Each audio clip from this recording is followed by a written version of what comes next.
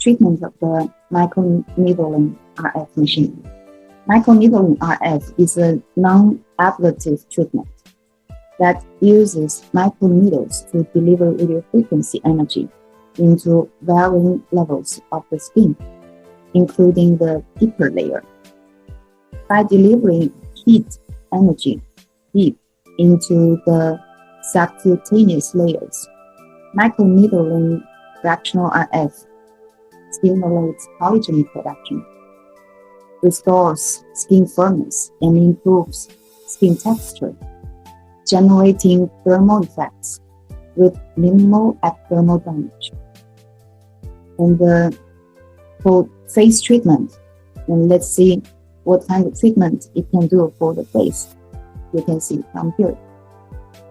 It's a non-surgical facelifting, so there is no pain, and non-invasive, and very safe. And the wrinkle reduction, skin tightening, skin rejuvenation, pore reduction, acne scars, just can do those treatment. And body treatment, it also can do like this, and scars, and hyperhidrosis, stretch marks. And this machine is also kind of popular, and many beauty salons, they have this. Many clinics are also having this type of machine right now. After this treatment, also can get very good results.